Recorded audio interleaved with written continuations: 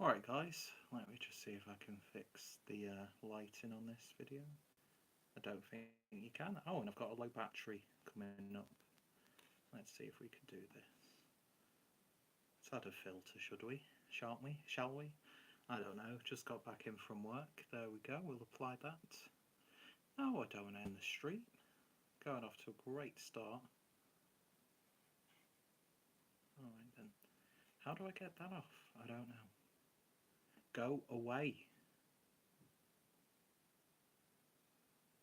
Well, apparently that's going to stay on my screen. Not that it really matters to you guys. So yeah, I said yesterday I was doing, getting updates, and I've got a good friend Craig from Beer Reviews. Hope you can hear me well today. Yeah, it's going to be a bitch. I've got the filters on the screen and I've no fucking idea how to get them off. Here we go. Do we click on? Nope, nope. Live chat, put live chat on. Alright, can you please go away? Not you, Craig, or anybody else. I have no idea what's going on. There we go. Oh, you just press the button underneath again. Sorry about the lighting on this side of the screen. Anyway, messy introduction. 6 people watching, Jesus Christ. I feel so sorry for people having to sit through any sort of video that I make. So just come in from work and got a package from Beer52. I will be putting all the information down below in the description box so you can check that yourself, including a referral link, but I was just too lazy. Wanted to get this done as soon as possible before I get too comfortable. And yes, the pants are still on, which is never a good sign, I've found. So yeah, anyway, got another box from Beer52. And I'm not going to lie, I wasn't intended on picking this box up because I've been getting a lot of beers. But I was informed by my good friend Dean from Dean's Beer Reviews that the box after this would be an Oktoberfest themed box, which I'm very excited to see what's in there. To see what actual German beers are included, but also to see what sort of German inspired beers might be included. Because I think Beer52 needs to do a box dedicated to German craft beer, and I'm sure they will do at some point. But yeah, I had no intention of buying this box this time around, and I got a little bit too trigger happy when I'd found out that the next box is an Oktoberfest box, so I made my subscription carry on again, forgetting that this box was still being sent out to people.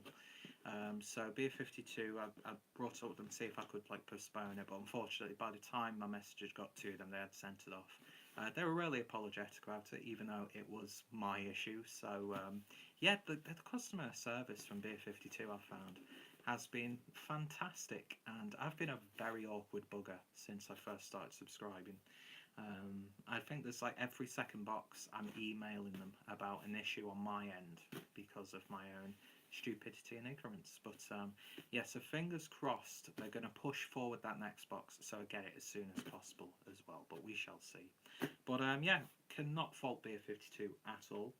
I know there's been a little bit of controversy about this box because all of the beers have actually been brewed over at Brouwerie Anders in Belgium, which is where Beer52 brew their own beers for the box. And I think what people are a little bit miffed at is this is basically a box dedicated to the breweries that took part in the Raise the Bar Challenge, which was at the London Craft Beer Festival, I believe. And a few breweries were picked, and then they collaborated and brewed beers. So I'm not sure if people think, I'm not sure if these beers have been brewed with the brewers who've gone over to Belgium, or if it's sort of like what Cloudwater did that time, where they went back and forth with breweries, just via email and stuff, or if Beer52 has licensed a recipe from a pre-existing beer. I'm not too sure. And speaking of Dean, in the comments, it says, "Hello, matey. Alright, man, hope you're doing well."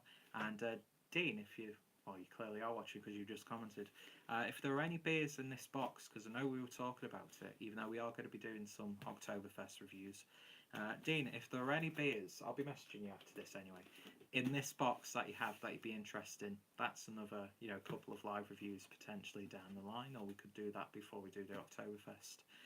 we'll arrange something, but I will be reviewing a lot of these beers anyway. There will be some that I'm just going to drink because that it's just good to drink beer. I don't know how many times I've brought that up in these videos before. But yeah, so the Raise the Bar box from Beer52. I opted for another 10-pack. So you know what? I need more light beers because I always go through my light beers dead quickly. So I've already looked through this anyway, just to make sure. And then I remembered, oh, you should have done an unboxing. So this is my unboxing. So first of all, we've got a packet of Walker's Max Strong. This is the jalapeno and cheese. I am addicted to these crisps. I've been buying them like pretty much every other day because one of the local news agents are doing like 2 sort of big packs for £1.20, and I'm like, I'm gonna pick some of those up. He says slightly better than that South Africa. Oh yes, I think that's probably been the only time I've had a genuine issue with Beer52 was the South Africa box. Not because the beers were necessarily shit. They were, for the most part, good beers. But it was just like, you build up in your head that, oh, beers from South Africa. And it was like 2 or 3 breweries. And yeah, anyway, I've got to hurry this up because my battery is about to die. And I don't want to have to do a 2-part stream. So we've got the crisps. We've got a copy of Ferment magazine. I will say, I'm looking forward to more variety in snacks. That's not really a nitpick at all. Anyway, let's get through the box. So first up is a collaboration with Boxcar, and this is the Nelson Sauvin Double Dry Hopped Pale, brewed of Nelson Sauvin Citra and Mosaic. I'm not going to go through the ingredients because the beer will just end. So this is, so it's beer designed by head brewer and then brewed by Brewery Anders. Okay, so the brewery's still involved.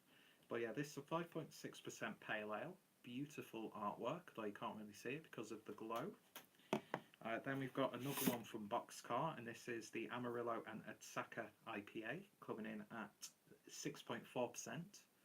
Lovely artwork once again. Then we've got a beer from Unity Brewing Company, and it's the Sicalo Rye Saison, which sounds interesting. This is coming in at 6% ABV. Looking forward to that one. Then we've got a beer from West Free Brewing Company, and it's a Citra Double Dry Hopped IPA with lactose and pineapple. So fruited IPA. Here we go. And Craig's just commented, I think, but I've just missed it. Apologies about that. 7% ABV. And Craig, if you're getting this box as well, and you want to do some live reviews, let's get it organised. Let's do it. Then we've got another one from Unity, and this is the Gava Table Saison, clocking in at 4.5%.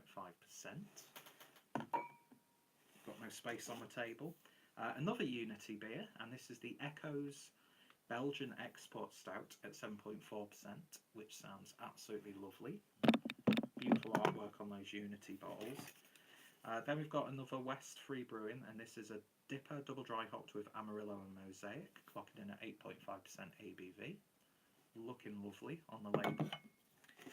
Then we've got the last of the Unity beers, and it's the Ensemble Belgian IPA, clocking in at 6% ABV. Interference on the microphone, so I hope you can still hear me. Then we've got 2 more beers from Boxcar, and this is the Eldorado and Citra IPA. I don't think I'll be reviewing all of the Boxcar IPAs, just to keep a bit of variety. And then the last one is a Oat Stout by Boxcar, clocking in at 6.7% ABV. Craig says, Unity are a great brewery. Oh no, that's Brett. Apologies. I can't read because the camera's a bit too far and my eyes are terrible, and I'm looking at the beers. So yeah, I'm sure I'll have a look at the comments and people who are commenting I talk to anyway, so I'll get some of that stuff sorted. Anyway, apologies to keep it so brief and a bit abrupt, but I should have charged my phone and just recorded this a little bit later on. So yeah, Dean, Brett and Craig, if you have got this box and there are some beers left that we've both got the same, then could have structured that better. Let me know, or I'll message you guys after I finish this anyway, so we can get some potential live reviews sorted. I love doing live reviews. And yeah, if anyone's watching this and has actually tried any of these beers or has any thoughts on the breweries involved, let me know your thoughts and opinions down below. And yeah, thank you guys for watching, and look out for some hopefully interesting reviews of these beers in the future. Anyway, got another unboxing coming tomorrow, I think, which I was hoping will come today. It might not come tomorrow, so who knows? But that's a meaty unboxing. And yeah, so I think I'm okay for beer for the next couple of weeks, which will be good because I need to really rein it in. Anyway, thank you for watching, and I shall hopefully see you all later. And hopefully I don't look like I'm just about to go to heaven. And it'd be good if you could actually press